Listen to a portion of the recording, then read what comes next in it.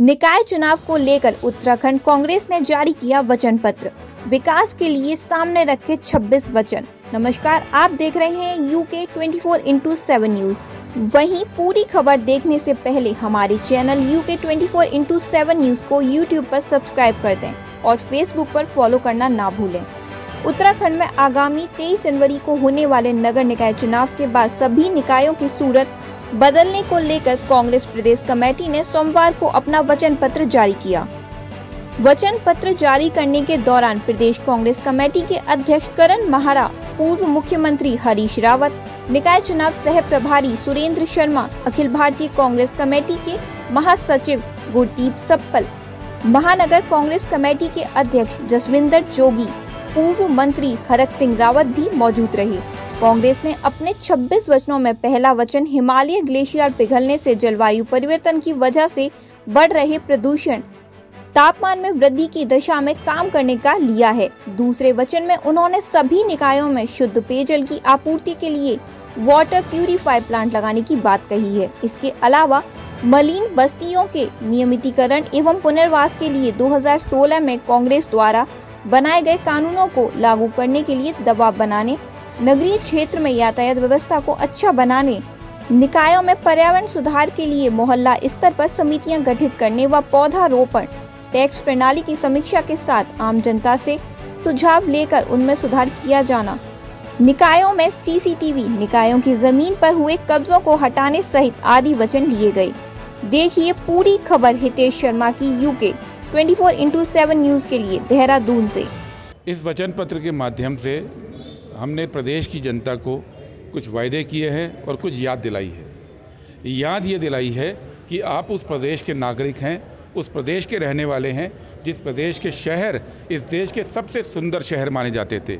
आप कुछ साल पहले तक देश में कहीं भी जाएं तो लोग कहते थे शहर हो तो देहरादून जैसा, लोग कहते थे कोई पहाड़ी क्षेत्र हो तो नैनीताल जैसा, लोग कहते थे कोई टूरिस्ट प्लेस हो तो मसूरी जैसा, लोग कहते थे धार्मिक क्षेत्र हरिद्वार जैसा। ये इस देश में आम लोग कहते थे। आज ये कोई नहीं कह रहा है। आज कोई व्यक्ति जो यहाँ रहने वाला हो या यहाँ पे घूमने आने वाला हो, यहाँ पे बिजनेस के लिए आने वाला हो, कोई ये दावा नहीं कर सकता है कि देहरादून हो या बाकी नगरीय क्षेत्र हो, नैनीताल हो, पंतनगर हो, वो देश के सबसे बेहतरीन एरियाज़ हैं। आज ये बात यहाँ तक कैसे पहुँच गई? ये BJP की वजह से पहुँची है, क्योंकि भारतीय जनता पार्टी 3 लेवल पर फेल हुई है। ट्रिपल इंजन की सरकार है और 3 लेवल पर फेल हुई है। पहली फेलियर, पिछले 10 साल से ये जनगणना नहीं करा पाए हैं। आज अगर ब्यूरोक्रेट को ये प्लानिंग करनी भी हो, उसके पास डेटा ही नहीं है कि इस प्रदेश में शहरों के अंदर कितने नए लोग आ गए, कितनी नई बस्तियां बन रही हैं, कितनी नई सड़कें चाहिए, बिजली की क्या रिक्वायरमेंट है, ड्रेनेज कैसे बनना है। ये तमाम जो सवाल हैं ये डेटा से जुड़े हैं और भारतीय जनता पार्टी ने पिछले 10 साल में जनगणना ना करा के पूरे डेटा को ही दबा दिया है। आज 2011 के बाद का डेटा प्रदेश के पास नहीं है, क्योंकि केंद्र सरकार की जो मोदी सरकार है वो फेल हुई है। दूसरी बात, इन्वेस्टमेंट नहीं करते। ये 6 करोड़ रुपए बजट था जब BJP की पहली सरकार बनी थी नगरीय विकास के लिए। जब नारायण दत्त तिवारी जी की सरकार बनी कांग्रेस पार्टी की तो 6 करोड़ से बढ़ाकर हम उसको 459 करोड़ तक पहुंचा गए थे 2007 तक। 6 करोड़ से 459 करोड़।